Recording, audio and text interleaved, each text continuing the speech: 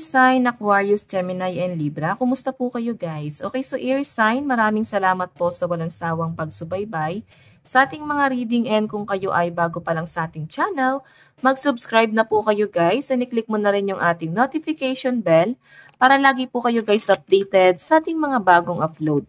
Tingnan natin air sign, ano bang inyong gabay? Air sign, Aquarius, Gemini, and Libra. Gabay po ni air sign. Air sign, Aquarius, Gemini, and Libra. Gabay po, Spirit Guide.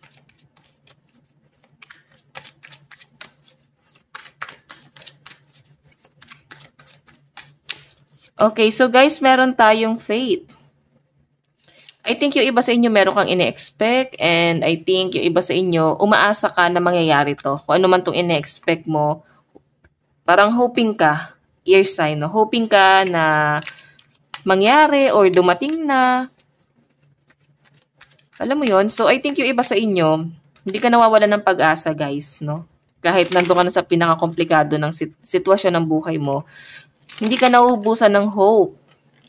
Tingnan natin air sign, ano pang ipapakita ng inyong energy. May nakikita ko, guys, possible na yung iba rito, magpa-process ng documents, paper, or pwedeng sa travel, pwedeng sa property. Tignan natin. Air sign, Aquarius, Gemini, and Libra. So guys, meron tayong readiness. Preparation, prompt, and arrangement.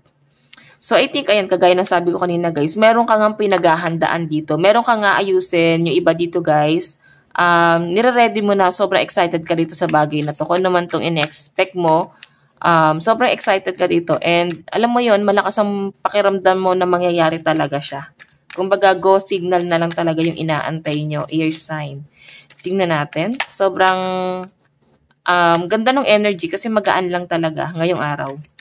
Tingnan natin guys, meron tayong relax, di ba? Kakasabi ko lang, sobrang gaan ng energy mo. So, ito na nga guys, sinabi ng card mo.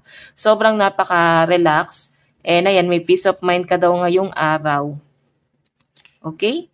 So, huwag ka munang mawala ng pag-asa guys, kasi sa nakikita ko naman sa'yo, sobrang gaan ng energy mo ngayon, relax, and kung ano man tong inaantay mo, in-expect mo, I think, mangyayari yan guys, kasi kung paano ka mag-isip, sobrang napaka-positive guys. Kumbaga, chill, napaka-cool mo lang, di ka masyadong na-pressure ngayong araw.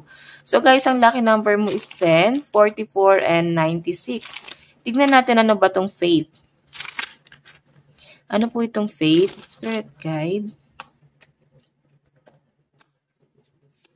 Meron tayong 3 of flower, 5 of spade, and king of spade.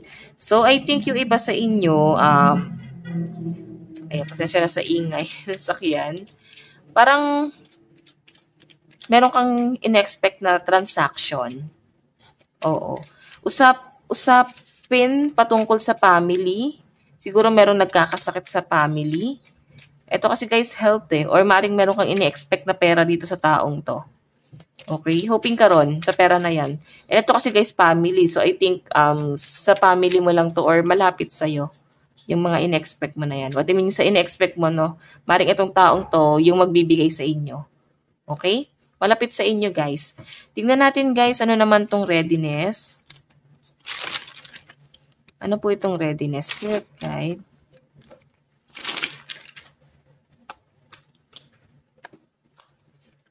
So, meron tayong 10 of spade, 4 of heart, and king of flower. Meron tayong 8 of diamond. Okay? So, guys, sa pinapakita sa akin dito,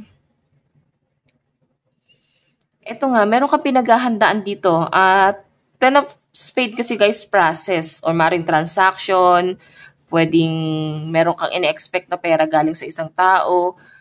Makukuha mo to, guys, kung ano man itong in-expect mo. Okay? Ayan, kumbaga, go signal na lang nitong taong to guys yung inaantay mo at parang ready ka nang umalis or para masimulan mo na kung ano man yung pinaplano mo, binabalak mo ngayon or sa mga susunod na mga araw.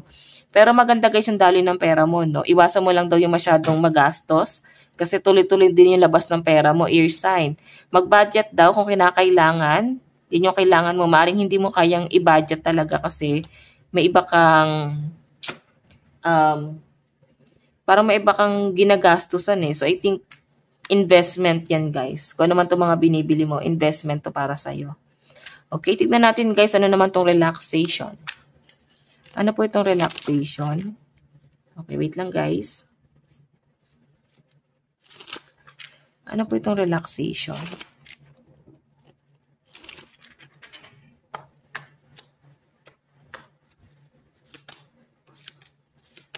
Okay. So, relax ka lang daw, no? Kung ikaw naman ay nag-worry pagdating sa ano eh. Siguro iba sa inyo pa, ano kayo, parang, ano kayo, servant ba tawag doon? Yung parang mga nakasuit. Okay? Kumbaga, private servant. Something like that. Yung nafe-feel ko sa inyo, guys. Kumbaga, hindi ka pwedeng magpabulgar-bulgar lang or meron ka mga bagay na nililimitahan. Okay? Or maring nai-stress ka kasi baka napag-uusapan ka, baka ikaw yung parang center of attraction, baka ayaw mo kasi guys sa spotlight, ayaw mo na masyado napapansin or napupuna. Okay, ganun yung nasa-sense kong energy mo. So, kung ito naman yung wino-worry mo, air sign, relax ka lang dyan kasi napapangalagaan mo yung pangalan mo. Kung naman itong inaalagaan mo kasi hindi ka din naman masyadong napapansin pa sa ngayon kasi nga yung ginagawa mo is sobrang private lang. Siguro may issue na nangyari from the past and ayaw mo nang maulit. Parang, alam mo yun, malapit ka sa mga chismis. Okay, so tignan natin guys ang inyong pagdating sa inyong love life. Sabi ko na ba ang lucky number mo is 10, 44, and 69? Pagdating po sa love life ni air sign,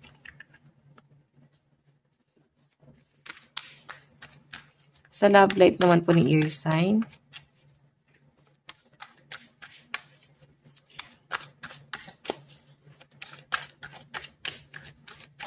so guys, meron tayong the Hierophant. Meron tayong the Strength.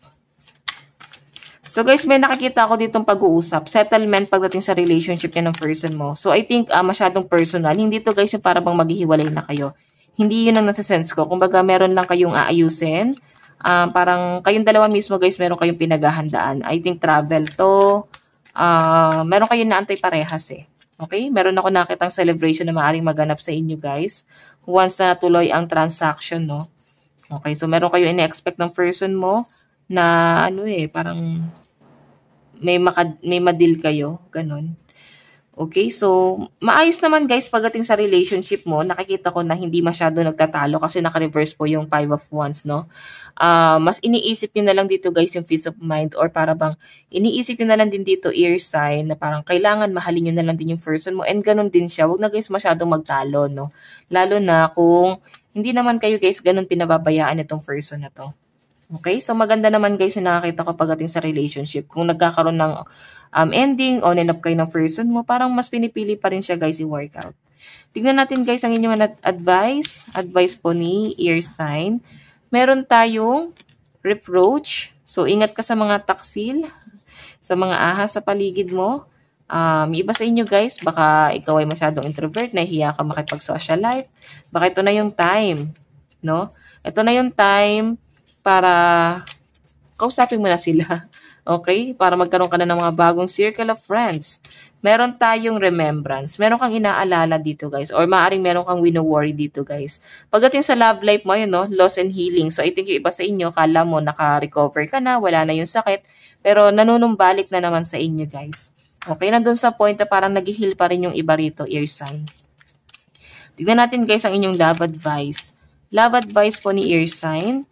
Meron po tayong very soon. Clearly decide what you want so that it come to you now.